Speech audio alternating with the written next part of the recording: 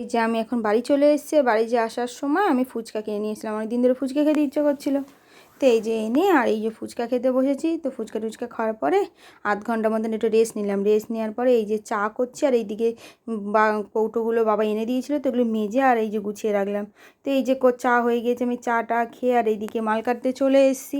তো এই যে অনেক কটা মাল কাটলাম। মাল টাল কাটার পরে আমি এইদিকে আলু ভাজতে এসেছি। আমার আলু ভাজা খেতে ইচ্ছে করছিলো, আর তরকারি একটু অল্পই ছিল, সেই জন্যই আরও আলুটা ভাজলাম।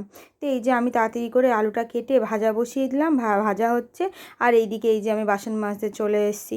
তো এই যে তাড়াতাড়ি করে বাসন মেজে নিচ্ছি। সকাল থেকে বাসন ছিল, অতটাও ছিল না, তো মোটামুটি বাসন ছিল, অনেকটা টাইম লাগলো মাজতে। তো মেজে টেজে নিলাম।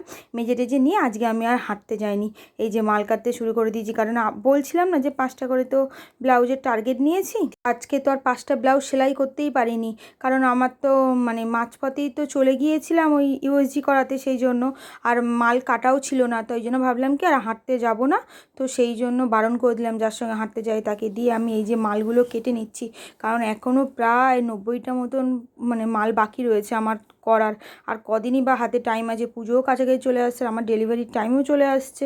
তো এই জন্য আমি কি করলাম, ভাবলাম কি থাক আজকে আর হাঁটতে যাবো না। আর এমনিতেও অতটা জার্নি করে এসেছি, তো কষ্ট হচ্ছিলো বলে আর হাঁটতে গেলাম না। তো এই যে তারপরে কি করলাম, আমি এই যে টাইম হয়ে গিয়েছে 10টা 10 মতন বাজে।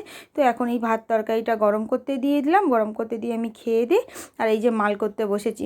তো এই মালটাই শুধুমাত্র আজকে একটাই মাল করেছি, আর একটা মালের অল্প একটু ছিল, তো সেইটা করেছি। তো সেটার ভিডিও আর করা হয়নি। তো এই মালটা করতে করতেই আমার প্রায় বেজে গেছে আজকে 1টা। তারপরে গিয়ে আমি শুয়ে পড়েছি, কারণ আজকে তো দুপুরে এক ফোঁটাও ঘুম হয়নি, তার জন্য খুবই ঘুম পাচ্ছিল।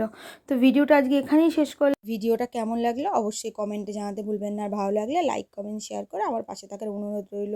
সবাই খুব ভালো থাকবেন, সুস্থ থাকবেন। দেখা হচ্ছে পরের কোনো একটা ভিডিওতে। ধন্যবাদ।